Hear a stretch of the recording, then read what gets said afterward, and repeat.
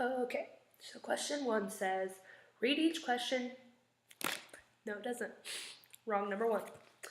How would you structure your 90-minute reading block and why? I think I would structure my 90-minute reading block into 5 different sections.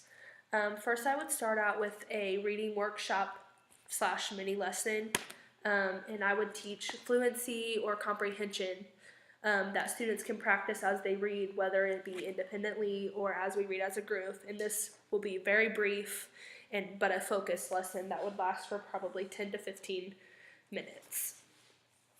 After that, we would read the story aloud. We would practice different reading strategies like popcorn reading or choral reading or other types of reading, and that would go on for about 20 minutes.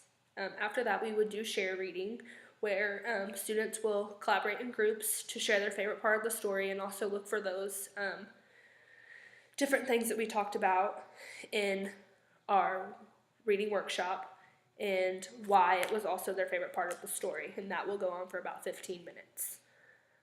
Next would be centers, which we'd work on guided reading and working on the vocab and also looking for those different things that we worked on in the reading workshop and other sentences and other stories with other instances, and that would go on for about 30 minutes.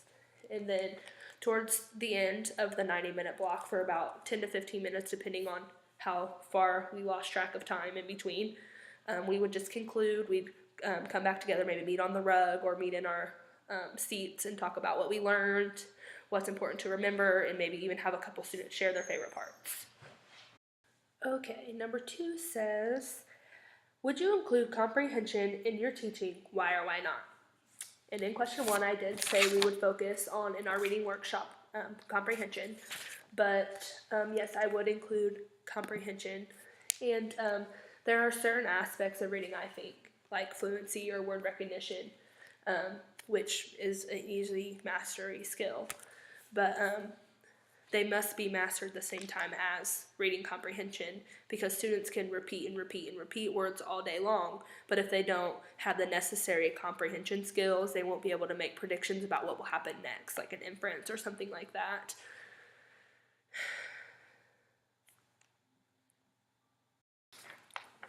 Question number 3 says, how can comprehension of literature be taught? I think comprehension of literature can be taught by a story map.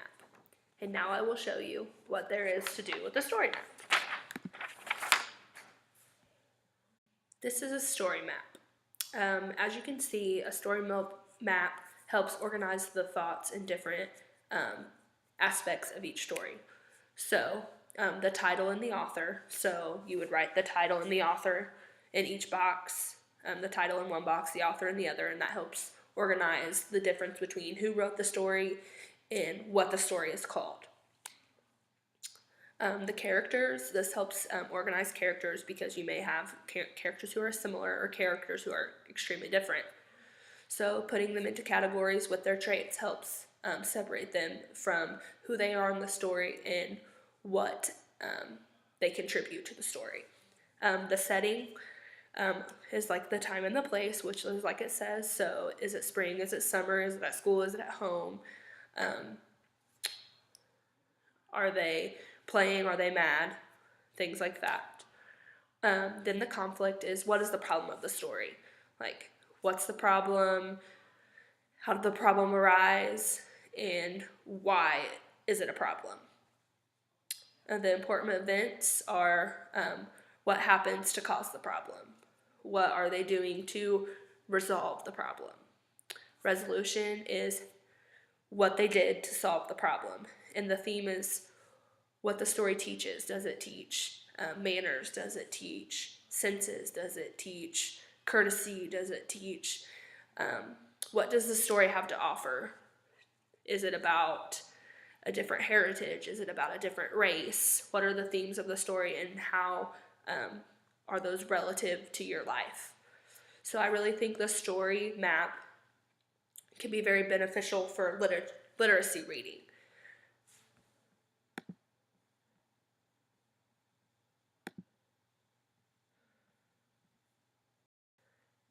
The second part of question number 3 is, how can comprehension of informational text be taught? And I think that informational text can be taught by repetition and different methods, such as the planets. My very educated mother just served us 9 pizzas, even though Pluto isn't a planet anymore, but that was how I learned it. And with that repetition of that acronym, using a saying helped me comprehend the 9 planets, even though I didn't know what the names were right offhand. If I said my very educated mother, I could do Mercury, Venus, Earth, Mars, those types of things. So I think informational text can be taught by repetition and fun sayings to help students comprehend in a funner way, besides just factual information on a sheet of paper repeating facts. Number 4 says, how would you plan a lesson for teaching comprehension? I would teach a lesson on comprehension by first explaining what comprehension means and how you know that you've comprehended something. So as I read this sentence, I comprehended what you wanted me to say or how you wanted me to answer the question. So first I would start out with a simple question. Is the sky blue? Did you comprehend my question? Did you understand what I asked you? Those types of things. So start out with simple, like ask your neighbor how their day is. If they answer to you, they comprehended what you said. If they didn't, maybe you could try another way of, how is your day going so far? Are you happy? Are you sad? And those types of things. Start off simple and then get into the more complex stuff as time goes on.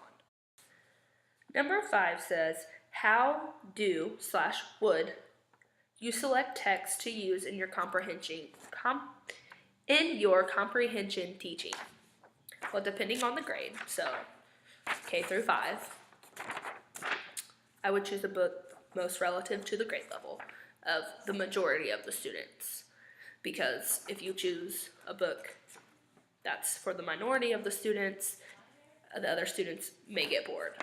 So say first grade, I would choose, I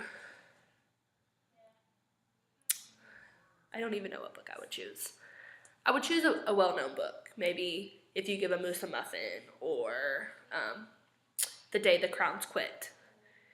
And I would explain to the students that the author wanted to share the story with them and wants them to know what the story is about.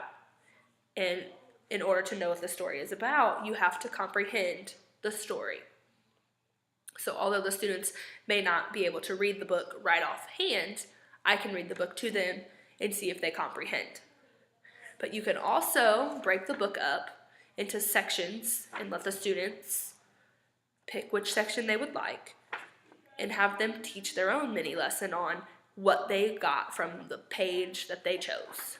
Question number 6 says, if you were to teach comprehension, how would you decide what to teach and when to move on to the next topic or skill? Well, when choosing what to teach, I would keep in mind the grade level that I'm teaching, and also what students are at grade level and how many students are not at grade level. And I would decide from there, should I do a higher grade level book or a lower grade level book, or keep it somewhere in the middle, which would probably be in the middle. And when would I be able to move on to the next topic? When the students individually can successfully tell me what has happened in the story and differentiate those different parts of the story, like I had said with the story map with the characters, and what was the problem, how did they solve the problem, what caused the problem, those kinds of things. When they can answer those questions individually without the help of other students, then I will know that it's time to move on.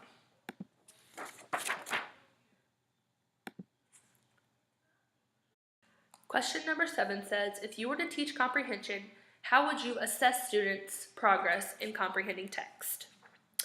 I think guided reading is the answer to this question completely. Guided reading. Whether I perform the guided reading, or a TA performs the guided reading, or a parent performs the guided reading,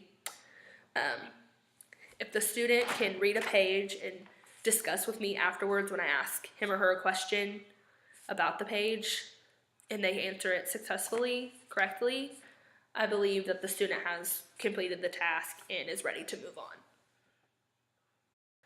Question number 8 says, what do you find to be the most challenging thing about teaching comprehension? I've never taught comprehension. I've taught lessons where students have comprehended the lesson, but I've never solely taught about reading comprehension. So I think the most challenging part about comprehension is having students not at the same grade level. They may be in the same grade, but at the same level as the others. Like some students may be at a different reading level than the others, and that may be difficult for the students who are more behind to catch up, and for the students who are ahead to stay interested because they're past this level. And I think it's going to be challenging to find that medium to where both sets of students are accommodated. And I also think the easiest thing is probably planning a fun lesson where everyone comprehends no matter what it is, just because it's fun. Question number 9 says, besides teaching comprehension, what, if anything, would you do to help students comprehend text? Like I said in a previous question, acronyms. Acronyms are really easy to remember. My very educated mother just served us 9 pizzas, PEMDAS for the order of operations, HOMES for the Great Lakes. Those are very easy, and even if you don't know the exact names, having those first letters there can help you figure it out, especially for the Great Lakes. None of the Great Lakes start with the same letter, so if you have Huron, A, Great Lake, yes, because Holmes, H, Huron. And I also have something that I found on Pinterest for students who struggle with the difference between addition and subtraction. There are 2 stuffed animals, and one of them is Linus the Minus, and the other is Gus the Plus. And each of them come with their own poem to help students remember what to look for when seeing an addition sign and what to remember when seeing a subtraction sign. So I think these different methods of teaching can help students comprehend better.